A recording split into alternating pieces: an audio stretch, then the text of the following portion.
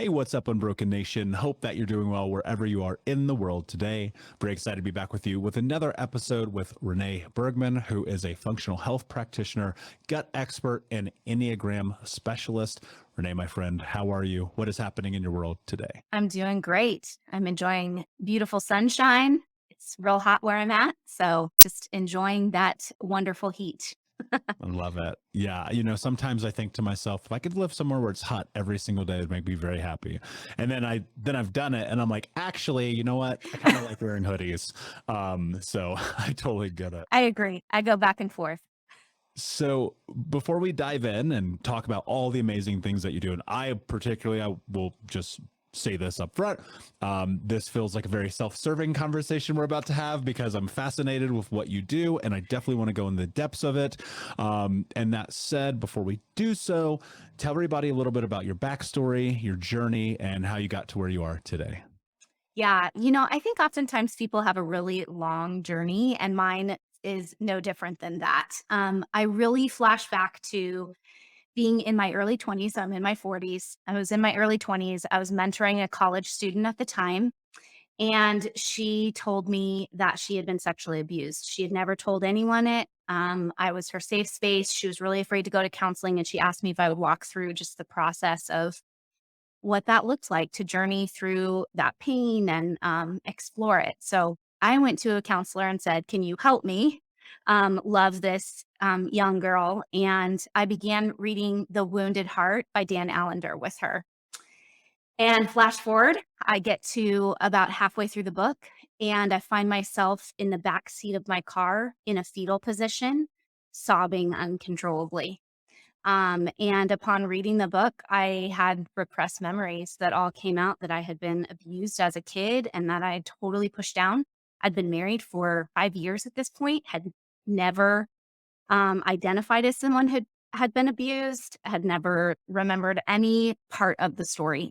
And so I was sitting outside of my husband's office, calling him in the backseat of the car, and he was like, "What is happening?" And that really was the beginning of this process of getting me to the point that I am here today. I went down a really long journey of unbelievably hard healing, lots of counseling. It unearthed really hard things in my marriage. It revealed so much insecurity that I had deep down inside that I used my personality to hide. And it just revealed so much trauma in my body. So then I hit like my mid 30s, and I was being diagnosed. I woke up one day, my face was super swollen, and I had done a lot of work, a lot of physical work. I'd been down those roads. In my 30s, I lost a child, and it was one of the most devastating things in my life, and so my body just took on more trauma. And about 5 years after that, I woke up one day and my face was the size of like a just cantaloupe. It was huge, and my body was shutting down, and I was being diagnosed with beginning stages of lymphoma. And I just bounced from doctor to doctor. There was a lot of confusion. Lymphoma is a really confusing cancer. It's an autoimmune disease, but it's also a cancer. When you're in early stages, they don't treat you. Um, and as I bounced from place to place, I finally landed in a functional medicine facility out here in Arizona. And one of the things that was really, so there was lots of testing that was done. That's a lot of what I do, a lot of the testing that I went back to school for. But one of the things that was really clear was that I had massive trauma in my life and my body held on to it. I know you and I talked a little bit about the body keeps the score and just Vessel's work and how amazing he is. And I see that time and time again. And that was my own story of just this deep seated trauma that I had experienced from childhood and then losing a child. Just so many different pieces that had happened. And my body finally caught up and said, "I quit." And it spiraled, and so I went through treatment, and upon that treatment, found all these crazy infections that I had going on in my body. I did even deeper diving of counseling. I did EMDR. I started really dealing with all the pieces of loss and abuse and trauma and all of those things, dealt with gut issues, dealt with the hormone stuff. Um, And I can now say in my 40s, I have more energy and I'm more um, just able to do life, to wake up and do everyday life than I ever was in my 20s. And I think so much of it came down to that, deep seated trauma that led my body to be open to lots of, stress and cancer to form and infections and things like that.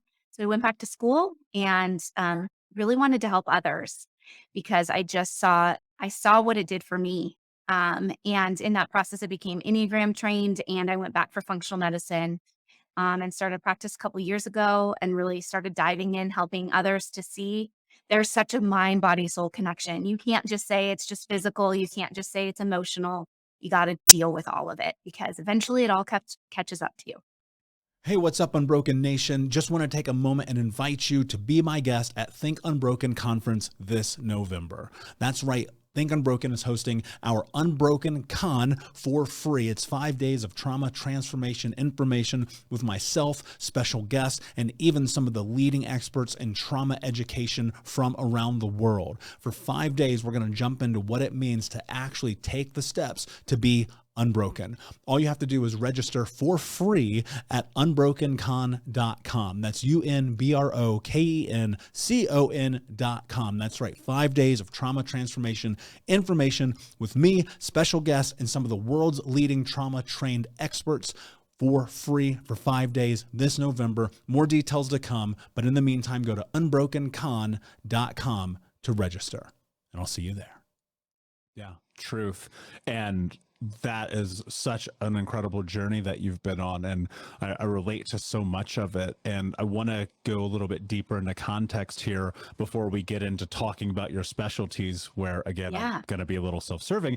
And so you're in your mid-20s, you're reading this book. I think a lot of people, and especially folks of the Unbroken Nation who are listening to this show, are in the beginning phases of their journey, right? Or are at this place where they're starting to make meaning, where they're like, fuck, all right, something bad happened. I'm trying to piece it together. What's going on?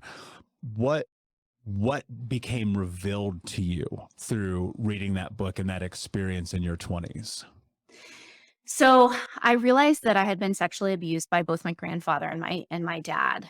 And what the book really revealed is that sexual abuse doesn't always mean that someone had sex with you. And that's such an important piece of healing that people feel like they're not worthy of saying that something happened to them if it wasn't the absolute intense worst thing that they've ever heard. There's something about victimhood that we feel like as a victim, it needs to be the worst thing for us to name it and to say it. And so it took me years to even identify as someone who had been sexually abused because I I just struggled that, well, mine wasn't this, or I hadn't been raped, or something like that, which those were so horrific in my mind, but I had been physically touched in ways that were so inappropriate as a child. And it altered the way that I viewed myself. It altered the way that I interacted with people. It altered the way that I did relationship. I was so stunted in my sexuality because of it. And I never understood why. And so I think for people that are out there, first of all, I can't encourage you to read that book enough. I would say that anybody should read it because everybody knows someone that has had one of these experiences. When you read the book, you start to realize how much people can take power away from you. Mm. And when that power is removed from you, it alters who you are. It alters your personality. It alters your DNA. It alters the way that you function within the world, which means that then it alters the way that the world impacts you, right? And so, reading the book just really opened my eyes. It really made me have to do crazy amount of work that was really difficult. So later I learned that I was a 7 on the Enneagram, which 7s on the Enneagram hate hard stuff. They want to fight it. They want to push it away. They want to do everything to do all the fun things to kind of squelch that. And that's who I became as an adult. I was always that really fun, loving, like life of the party. Everybody wanted me there person.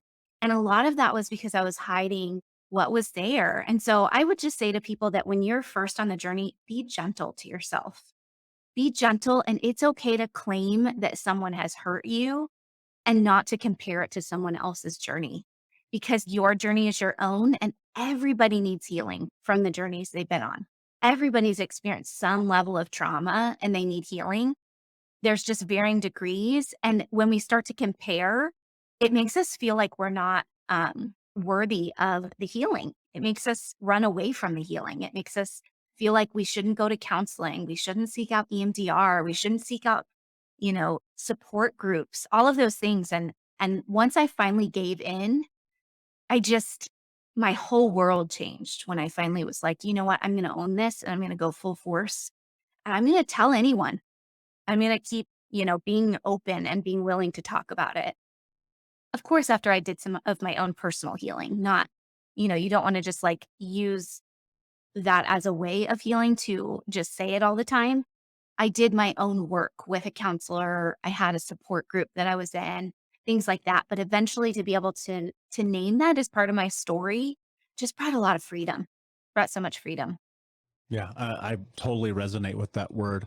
And, one of the things I think is really important for people to sit in is that some of these experiences, especially around sexual abuse, are covert. It's not necessarily right there in your face. It took Mhm. me, I don't know if you've ever read a book called The Truth by Neil Strauss, but I was reading his Mhm. book and coming to this realization that I had this like incestuous relationship with my mother because of her actions when I was a child. And reading that, this is why I love reading books, because you'll have a holy shit moment and you'll go, oh, right. And Oh, and that yeah. can be a really powerful thing, because I was trying to understand how to get, deeper into understanding who I am, my spirituality, my sexuality, myself as a human being, and realizing like Mhm. one of the biggest roadblocks to intimacy in my life, and I don't just mean sex, I just mean intimacy with Mhm. women, was because I grew up in a covertly incestuous relationship with my mother, right? And that's like a crazy fucking thing to wrap your head around, especially if that's the first time. And so when you're in this and you're coming to this realization, you're in the backseat of this car having probably one of the worst moments of your life. I'll put words in your mouth. Mhm. Yeah. What was the first thing that you were thinking? The first thing I was thinking was, how am I going to tell my husband? Hmm. And I think because, he was the person that I was most intimate with, that I felt like I had shared everything with. We had been married for 5 years at this point, dated through college sweethearts. And there was this like piece of me that, this huge, huge piece of me that he had no idea had ever happened and that was there. And was he going to reject me? Was he going to think I was gross after I told him about this? Especially having two of the like most key figures in your life, realizing that both of them had been inappropriate with you, and not just inappropriate, abused you and done it multiple times and repeatedly, and that you'd completely, like, was I a psychopath? Was he going to view me as a psychopath, that I didn't remember this? Was he going to think I lied? Were other people going to think I was lying? What was my family going to say? All those feelings just rushing of like, is this actually happening? Am I in a movie right now? That's how it felt. It felt like, am I creating this? But physically, there was no way to push it away. It was like, it was so visceral. It's like that feeling of like vomit that comes up that you have no control out of, coming out of your body. That there's just no, if you get the stomach flu and it's coming up, it's all coming up. That's what it was. It was this emotional vomit that that physically was just taking hold of my entire body. And there was no getting rid of it. I knew that it was so real. I knew that it was true, but I was so scared of what would happen. And of course, I mean, I've now been married almost 20 years. My husband has just enveloped me and walked with me through the healing and been my biggest supporter, been the one to just champion me seeking any kind of healing that I needed. And then him seeking healing because of it, seeing that how it impacted him and that he needed healing and that he had experiences in his life that weren't awesome. Um, so yeah, that's really what that moment was just unbelievable fear of what would happen. Yeah. And I think a lot of people have that moment, especially when they recognize like, oh wait, maybe I've had this stuff down. Because it's kind of like Pandora's box, right? Yeah.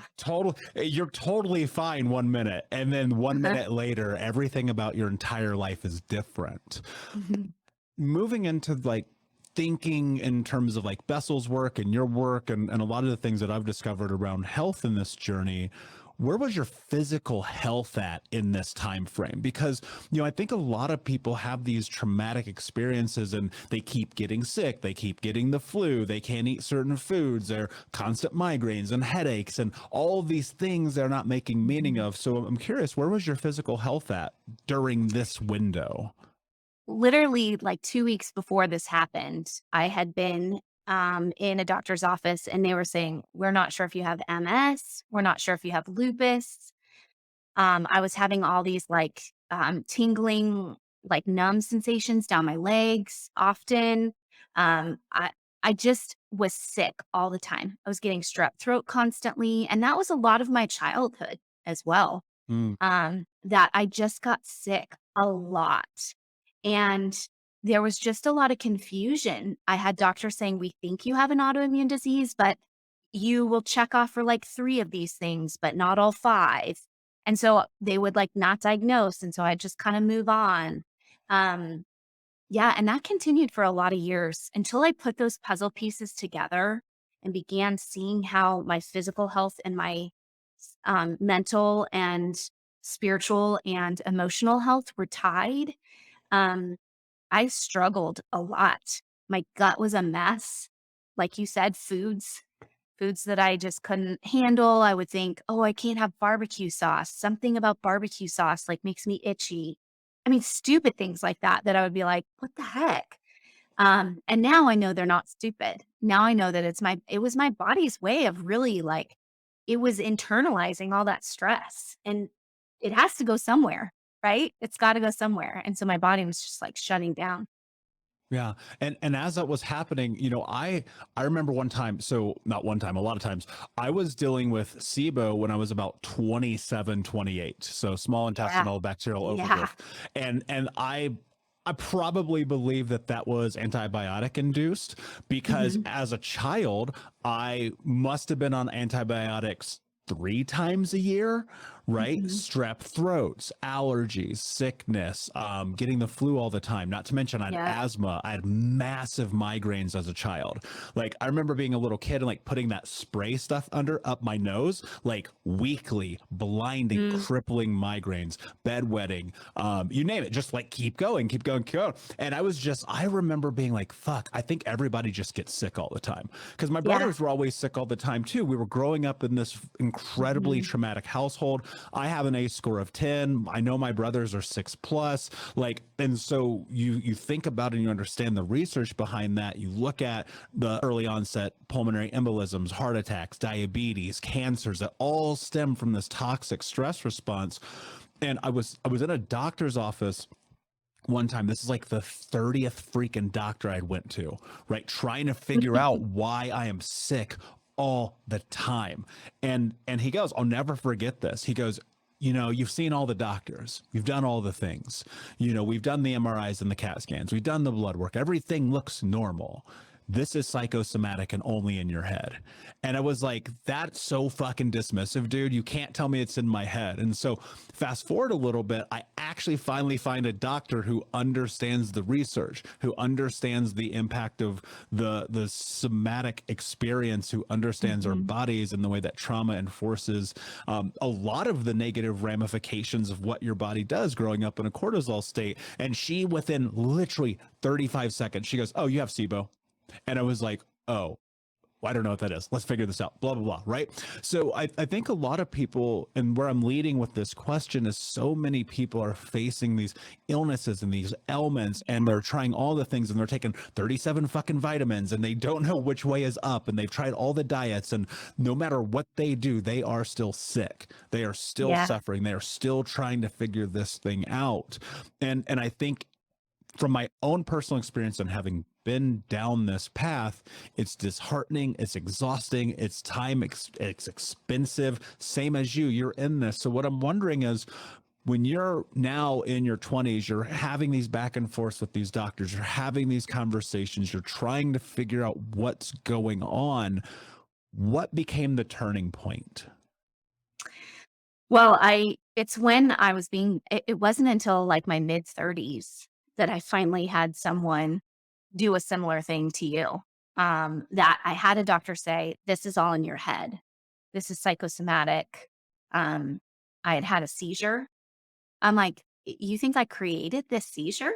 You think I faked it? And I finally, in my mid 30s, when I was being told I had lymphoma, I went to a functional medicine clinic, and the doctor sitting across from me, number one, said, I believe that you have an infection in your teeth, which no one had ever like talked about my teeth. I had had missing teeth as a child. It was like a hereditary thing. My dad didn't have a bunch of his permanent teeth. And so I had all these implants in my mouth. He said, I think you have an infection in your teeth. And I think you have so much deep rooted trauma that your body doesn't know which way is up. And so all of your systems are failing. This is not just in your head. It is in the sense that your brain is overloaded with the amount of trauma that you've had. And I just began weeping. I remember just like sobbing hysterically because he was saying all of these things that you've experienced have led to this, but there is real things that are happening in your body. There's real infection. There's real cancer. There's real gut dysfunction and hormones going awry. All of these things are real, but there's a reason that they're going on, and it stems back to all this trauma. And we've got to deal with that alongside the physical. And it just finally felt like someone was listening to me. Someone was saying, I hear you, I see you. I understand why this is where you're at. And there's help. There's help. There's me. And then there's other, mental health professionals that really see it the same way that can help you, and helped me find a great counselor. I had had some really good counselors at that point, but I finally found some counselors that were really on board with seeing both worlds and how they converge together, and the necessity to deal with both at the same time. It's fascinating to me how a large, vast amount of this is psychosomatic, right? Because I Yeah. remember, one of the things, I mean, there's both sides, right? There's the aspect Mhm. in which, no, you're actually sick. Like, yes, this is because of Yeah. all of the toxicity of your experiences of your life. And then there's the Mhm. other side of it where it's like, I remember sitting in EMDR one time, and on the end of that experience, just feeling like for the first time, anxiety had actually left my body. Mhm. And I had never had that experience. And so I probably was 30 at that point, and I just always had this racking anxiety, but I never wanted to take anxiety medication because it always made me feel like fucking gross and numb. And on Mhm. the backside of that experience, I remember just walking down the street for the first time. I didn't have like keys between my knuckles or a pocket knife in my hand, or whatever that thing might be, and just being like, oh, maybe this is what it feels like to be a normal person for a moment. So you're in this, you're going through what is the pendulum swing here in terms of your health starting to actually change? Like, what are the Yeah. things you're actually doing? What are you Mhm. executing against? What does the game plan look like? So EMDR was, Also, let me ask you this, please, as yeah. well. What were the symptoms that were presenting then in that moment versus when you started executing the game plan you'll get into? Yeah. So in that moment, I was having major swelling in my face. Like, I mean, like, I just looked like I had lumps all over my face. I couldn't get out of bed. I was so exhausted. I just wanted to lay in bed all the time. My depression was like just overtaking me. Everything felt awful. I had suicidal thoughts. Um, I knew I wanted to keep living because I had children and I had an amazing husband, but I thought, I can't keep living feeling like this. Every joint on my body hurt. I was once a runner in college. I couldn't even hardly walk around the block without it hurting. My hormones were just totally tanked. My sexual drive was just didn't even exist. It was like I had no hormones. And so the game plan was EMDR. So I did some intensive EMDR, lots of therapy. And then I had a major surgery in my mouth to have the implants in my mouth removed. They found a ton of infection in there. At the time, my husband and I were serving people who lived outside, who lived in our neighborhood. We were getting to know them well, becoming friends with them, inviting them into our community. And a couple of them that we, knew were safe and that we had built relationship for a while, we would let them come shower at our house. And because my immune system was so shot, I picked up a terrible infection from one of them that when the doctors found it, they were like, you don't have this unless you live outside or you live in a third world country. Like, what have you been doing? I said, well, I have homeless people that shower in my house. He was like, that'll do it. And so it was a huge infection that was riddled, went all into my lymph system. And so then I did high doses of vitamin C therapy and a lot of gut restore. So I had a bunch of gut infections and parasites. And so tons of herbs and different supplements to really help combat that. Had candida going on, which is an overgrowth of yeast. So we were fighting that off with diet. I changed my diet radically. I began eating all whole foods. I had to cut out gluten because I was diagnosed with celiac disease. And I began really just increasing the amount of vegetables that I ate and cut out drinking. I just began drinking tons of water. I just really started taking care of myself, plus all of this stuff that the doctor was doing. The surgery in my mouth was key. Having things in your mouth it's something that I actually ask a lot of my clients because lots of people have infections in their mouth and they have no idea. But that was a huge part of it. And then really working on stress. He just kept saying to me, stress doesn't just go away. You have to learn to deal with it. You got to learn breathing. And so I started doing yoga really religiously. My spiritual practices really increased. I began meditating a lot with God and feeling like prayer was something that was worthwhile again. Sitting in silence, being alone. Something that was really big with being someone that had been abused is being alone was really scary because being alone with my own thoughts was so overwhelming. But as I began to heal, being alone was such a key component for this extrovert to realize that you need alone time. You need to process your thoughts and have silence. So that was a lot of what I did, and that's what I continue to do. I have a sauna in my home. Like, I have a home sauna that I get into quite often. I eat really healthy. I still enjoy life. I still have birthday cake with my kids on their birthdays, and I still celebrate. I just went to Mexico and had wonderful margaritas. So I'm not in this world of like, oh, you just get rid of anything that's bad and then you go in that direction, because then you can go super crazy in that direction of don't ever eat anything that's bad for you and don't ever have an ounce of sugar or alcohol.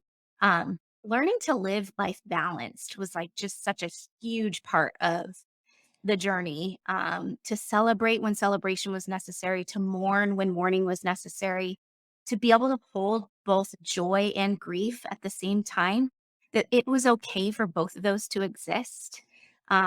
Especially after losing my son. I've barely touched on that. That was such a huge, huge monumental part of my story that my body just like freaked out from because you lose something that was a part of you. And to be okay that I could celebrate my children that were here and still grieve him. Um, I know this is a long answer, but I think when you're really getting to the root of your health and you're seeing the physical sides of like needing to go after the infections, heal your gut, change your microbiome, increase your hormones. I started taking natural hormones to like boost that back up. All of those things were so necessary, but they wouldn't have fixed it all if I wasn't also dealing with the sadness and the stress. And I got off an antidepressant that I had been on for like 10 years. It was out of being forced. They thought that I had an allergy to it, and it was terrible going off of it. But now I've gone 7 years without antidepressants. And it doesn't mean I don't have sad days, but I've learned how to really use, food as medicine and supplementation and meditation. And I'm not anti-medication, please hear me, especially when we've walked through some of the hard stuff that all of us have walked through. Hey, Unbroken Nation, we'll be right back to the show, but I wanted to let you know that you can grab a copy of my first book, Think Unbroken, Understanding and Overcoming Childhood Trauma, for free. If you go to book.thinkunbroken.com, you can download the PDF ebook version of the book and get everything that I know about the baseline of healing trauma for free, downloaded to your email right now. Just go to book.thinkunbroken.com to download your copy of Think Unbroken, Understanding and Overcoming Childhood Trauma for a PDF for your phone. Again, that is book.thinkunbroken.com. There is absolutely a time and a place for it, but I was being forced to go off of it. So I had to figure something out. I had to figure out how to survive without it because I was being told I couldn't take it. And so I'm really grateful that I've been able to stay off of it. But if at any point I felt like it was necessary, I would absolutely seek someone out to find that help. So I always want to make that really clear because sometimes in the natural world, there's kind of this like battle between traditional medicine and natural medicine.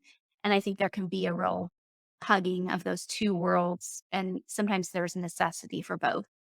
So Yeah. And I love that you use the word necessity because that's the same thing I was thinking. Right. But there's also a point where like I also believe I'm like, yo, you've been taking this for 6 years, 8 years, 12 years. I don't think it's working. Right. yeah. And there's so much where that's not a part of the nomenclature of the conversation around it. It's like, Yeah. get on this pill, take it for the rest of your life, and maybe your life will get better, but your symptoms will probably get worse. Right. Yeah. And so we won't go that direction because I know. We could go all down that. yeah, that'll be a 2-hour conversation. But I love so many of the things that you said, and there are a lot of the things that I've done in my life too. And there's a really interesting thought process that I have around not being dogmatic about it, because there were periods of times early on, especially 29, 30, 31 years old, where I was like, so no alcohol, no processed food, no sugar ever, worked out 7 times a week, blah, blah, blah, blah, blah. And I still do a lot of that stuff, but now it's in moderation because I realized it had just become so much of my identity because I was willing to do anything it took to feel healthy. One of the things that I know that I'm sure that you know as well that I want to enlighten listeners on is how important gut health is in this conversation. And so, I mean, between having gut dysbiosis happening, all the processed food in the world, knowing that so many of the medications we take, both over the counter and pharmaceutical, are damaging our gut health, from the way that we sleep to the things we consume, the whole thing top to bottom. Yeah. I'd love if you would just explain the importance of gut health when it comes to the correlation of trauma. Yeah. I actually just was teaching on this yesterday about the gut brain axis because our gut and our brain talk so much. Our gut and our brain are the two biggest portions of our body that communicate to the rest of the body what it's supposed to do. And so the gut, when we have what I would call a leaky gut, which many people know what that is. A leaky gut is where the lining of your mucosal lining of the stomach is incapable of receiving nutrients properly.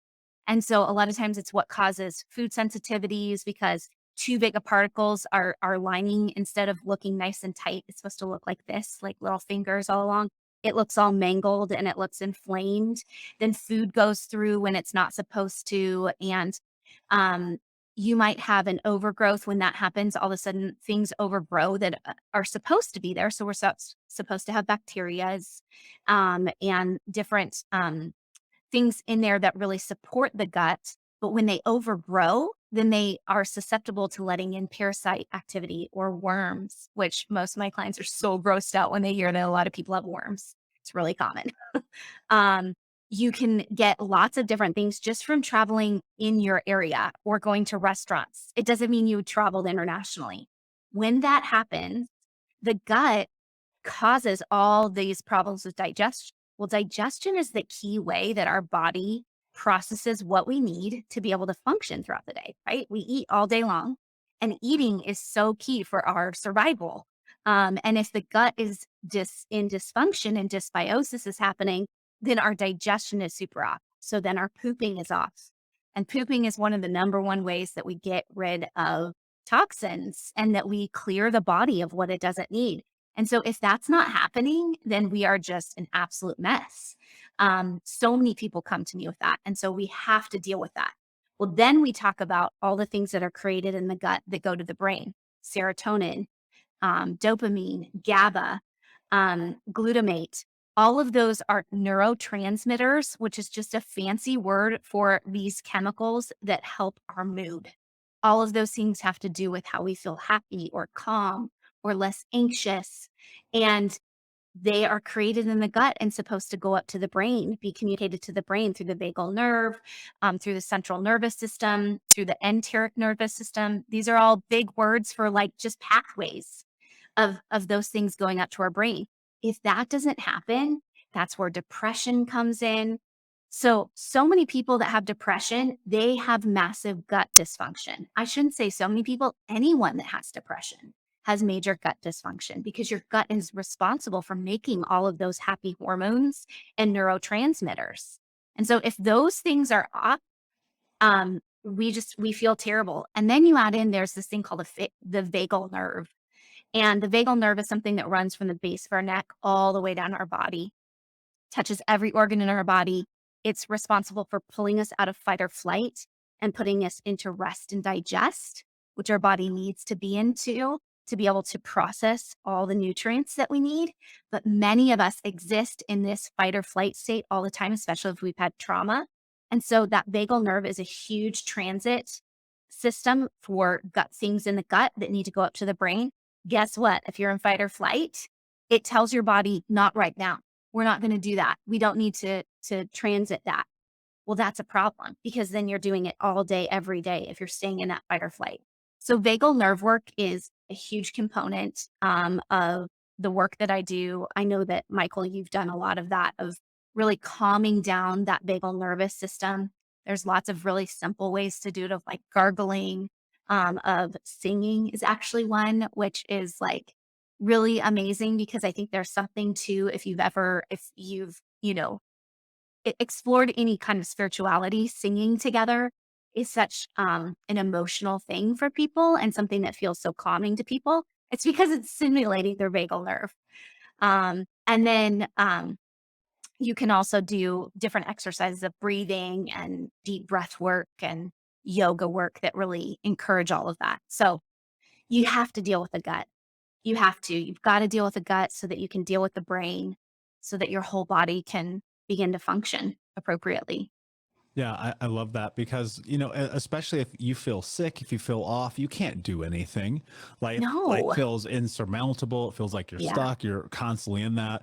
And, I think one of the most difficult aspects of like gut health is like reminding yourself that the 8 seconds of mouth pleasure is not worth the 8 hours of pain.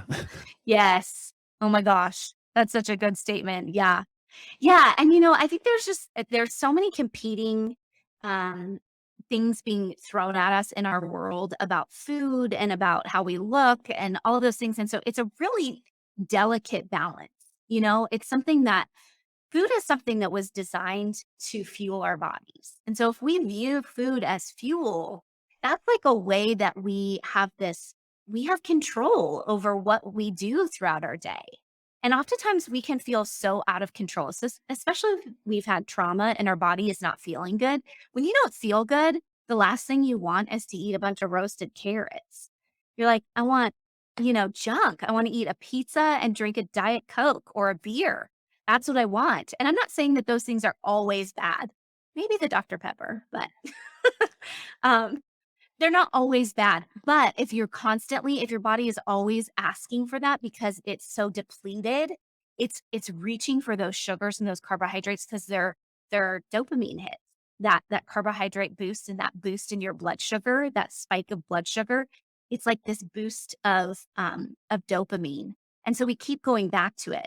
Well, if you take the control and say, I have control over how I feel with what I eat, and put good things into your body, it really changes the way that you view your physical activity, and you view your way of doing relationships. If your brain isn't foggy and you feel like you can actually get out of bed, that makes such a difference in your whole day.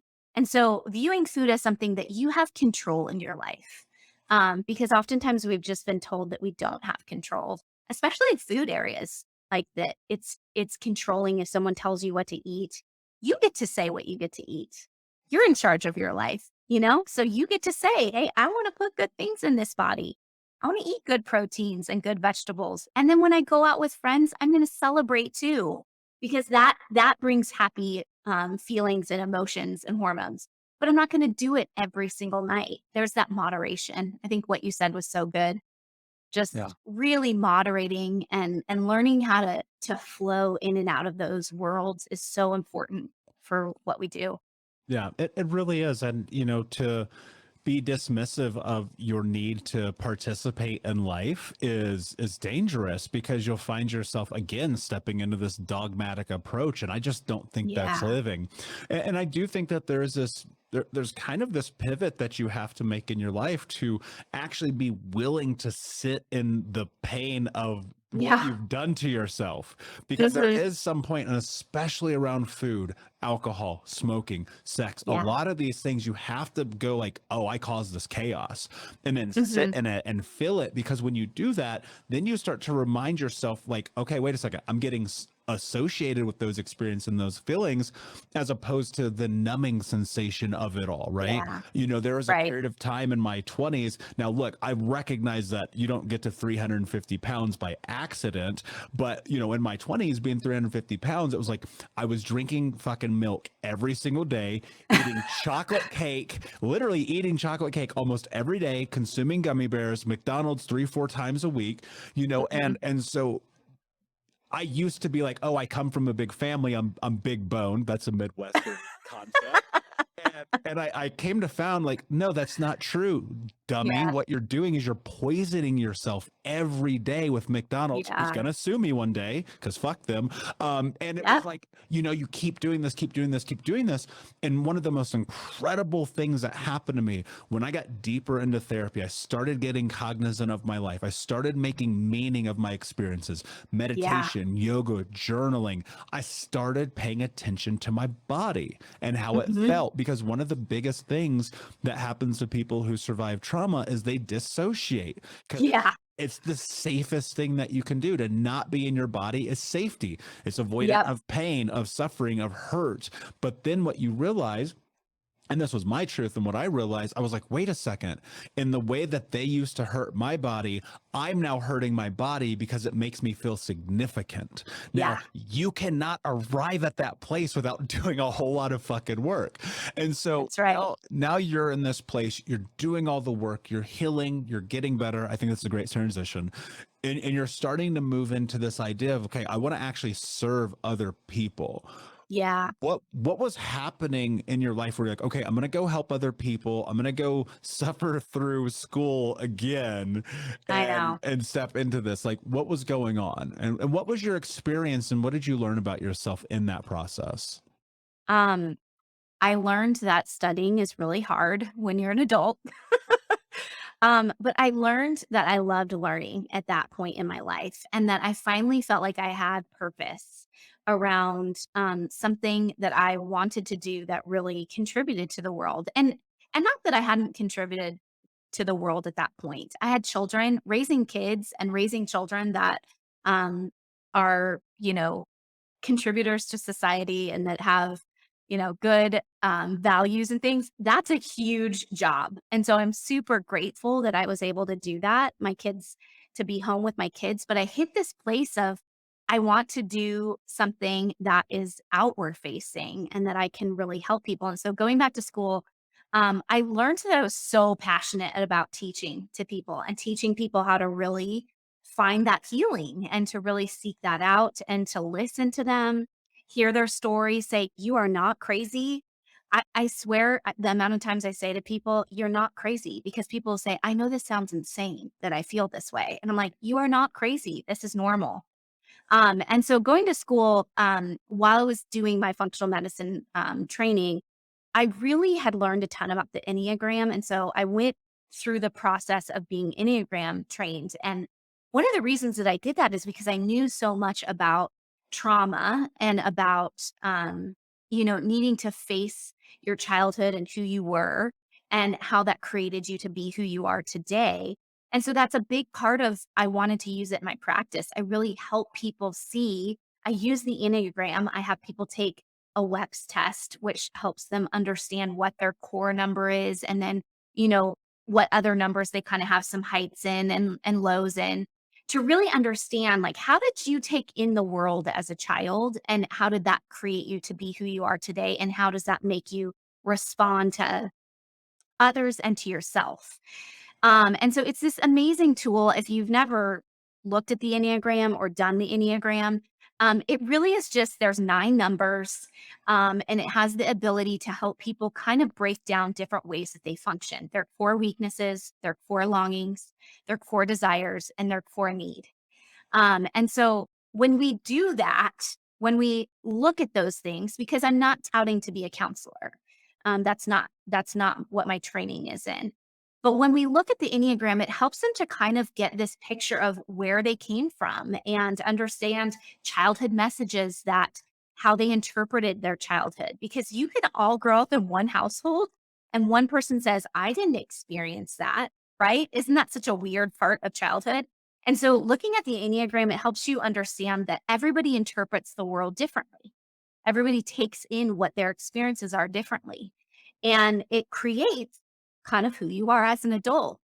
And understanding that helps people in the practice then look at things that have happened in their past and how that's contributed to their physical health. So, like you were saying, a lot of times I will say to people, when you eat, do you know what's happening to you? Do you pay attention to your eating?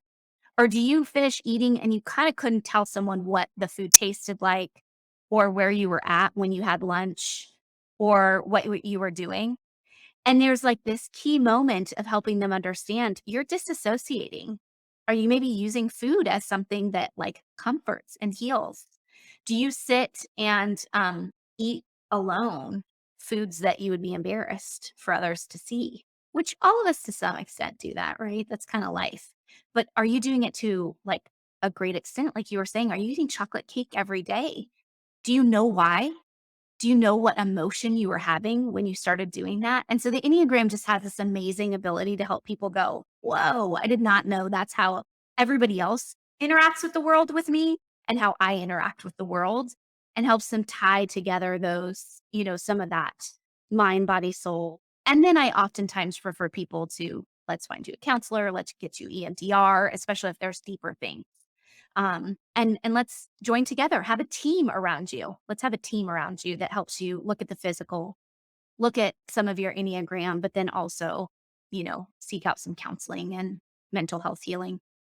Yeah, and I love what you said about team, because I preach this all the time to my community. It's like, great, you have me as a coach, but you need a therapist, and you need this guy over here and that girl over here, and you need all of these things, because you're effectively rebuilding yourself, especially on the backside of trauma.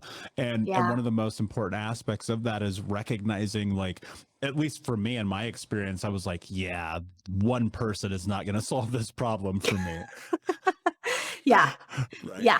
Uh-huh. So one of the things I'm curious about from a functional standpoint, actually, let's do two things, please. And I may have kind of glossed over this. Sometimes I have to remind myself that it's important to really break down things for ways that people can understand.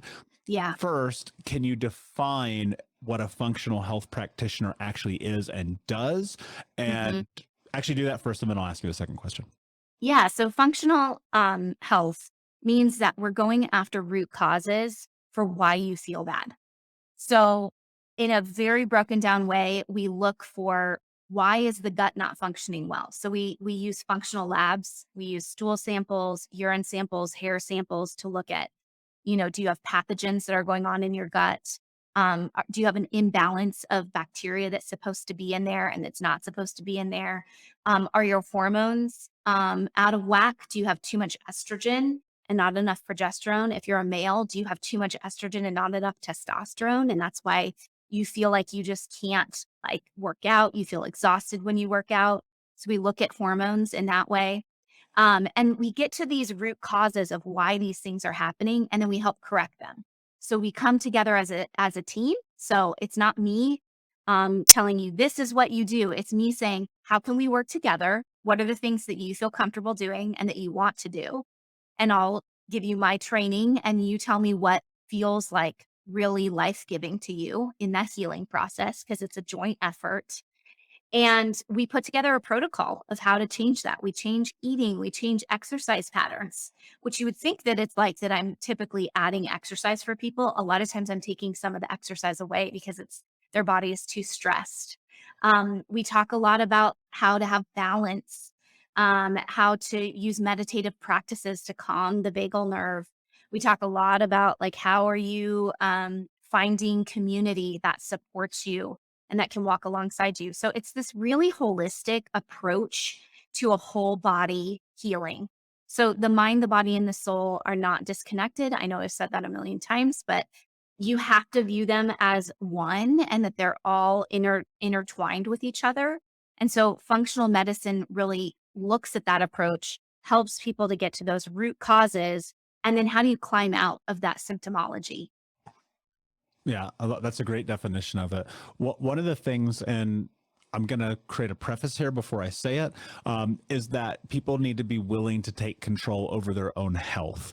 And one Mhm. of the biggest problems that I felt my experience was in going back and through the rocky broken ship of American health, and like actually going into these normal Western doctors and facilities, is being an advocate for your own health is seemingly impossible.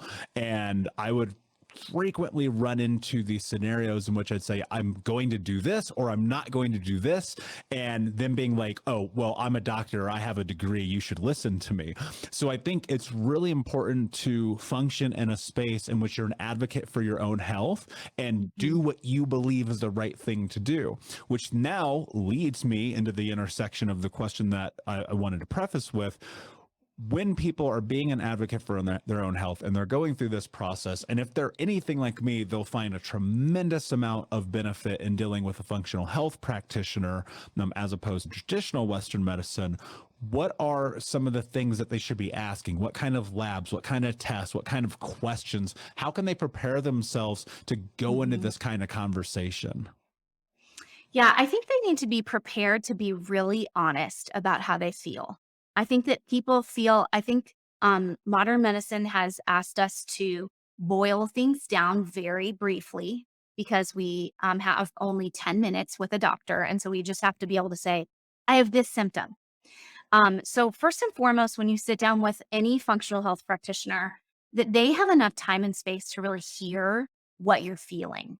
Because oftentimes you need someone to listen to all the different things that are happening, and for the functional health practitioner to look at you and say, these are the dots that I see connecting.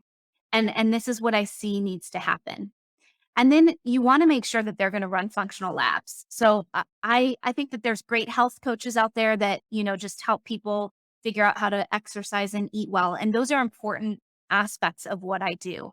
But labs help you test and not guess, because oftentimes when we're really in the tank, so people that are coming with autoimmune diseases, or they're in that realm of like someone's trying to diagnose them, but they haven't gotten a diagnosis. And they just feel like crap all the time. It's super important to be able to test things to know exactly what we're going after. So sometimes people will say, look, I've tried every diet, I've exercised all these different, programs, nothing's changing. And I'm like, yeah, that makes sense. So we've got to look at hormones. We've got to look at your minerals, and we've got to look at the gut. Those are like the three absolute necessities. And then in functional medicine, there's all these other tests. There's like oat tests and different tests that look at, blood serum, and you can look at the thyroid and make sure the thyroid is functioning. So there's, all the extras, but at the very basic, are they looking at your gut? Are they looking at your hormones? And are they looking at your minerals? Because those are the three key to even begin starting to have some physical healing. And then are they willing to listen to you of what you want your process to be? Because not everybody is the same. like we just talked about, the Enneagram really defines that. Not everybody is a type A. I'm going to do all these things perfectly and I want a list. Not everyone wants to just like run super hard. Some people need like more coaching than others do. Some people want to just have a hands-off approach and be given, the roadmap. You need someone that's willing to listen to what you actually need as the person coming to them, as the person that's sick, so that you feel like you're in control. I think that that's an important aspect of it, that you feel like you have control. Yeah, I would agree. I think that's really everything. And a lot of this conversation, the whole underlying element of it is control and the Yeah. willingness to go and take that for yourself. Because, if you're not doing it, nobody's going to do it for you. And I think that's probably one of the more difficult facets of this conversation is like actually stepping into ownership of self and simultaneously like reconciling the truth that for many of us, it's the first time we've ever done it. And it's okay because it's going to be fucking bumpy and ugly and you're going to make mistakes and you're going to fall back. And like, that's just a part of it. But if you just keep going forward, asking the right questions, getting the right support, eventually on a long enough timeline, your life is very different. I mean, you just pointed to it a few moments ago. You said at 40 years old, you feel healthier with more energy than you ever have in your life. And it's through the willingness of going down this path that has led you here. Renee, this has been an amazing conversation. Before I ask you my last question, can you please tell everyone where they can find you? Yes, megaphonefunctionalhealth.com. It's a great place to start. Lots of information. There's things for you to download for free to learn about your gut. I give you a bunch of information to try on your own. And then if you want to have a conversation and share more about your journey and have someone listen, you can book a free consult there. Brilliant. And of course, we'll put the links in the show notes for the Unbroken Nation. My last question for you, my friend, what does it mean to you to be unbroken? It means telling the truth about yourself. I think when you truly are unbroken, you tell the truth about who you are and where you've been, and you're willing to invite others into that truth. Yeah. Brilliantly said. Thank you so much for being here, Renee. Unbroken Nation, thank you so much for listening. Please like, subscribe, comment, share, tell a friend. And until next time, my friends, be unbroken. I'll see ya. We'll be right back to the show, my friend, but I wanted to let you know about our brand new podcast community for Think Unbroken podcast. I know that for so many trauma survivors like myself, for the longest time, I felt alone, like nobody got it, nobody understood, and that I was just going to have to figure this out on my own. But that's not true. And the reason why we created our brand new Think Unbroken Academy podcast community is so that we can bring all the members of the Unbroken Nation together in a place where we can learn, grow, heal, change, and transform our trauma into triumph. I would love to have you come and be a part of the brand new community. Just check out thinkunbrokenacademy.com or click the link in the podcast description. And I cannot wait to see you there, my friend. Again, just head over to thinkunbrokenacademy.com. And until then, be unbroken. Thank you so much for listening to Think Unbroken. Please share this episode with someone who could use it and help us move forward in our mission of ending generational trauma in our lifetime. And if you would, please take 5 seconds to pop on iTunes or Spotify, hit that 5-star, leave a review, and you can also reach out to us on social at Michael Unbroken or at Think Unbroken. And of course, you can check out our YouTube channel at Think Unbroken. Thank you for being a part of Unbroken Nation, my friends, and until next time, be unbroken.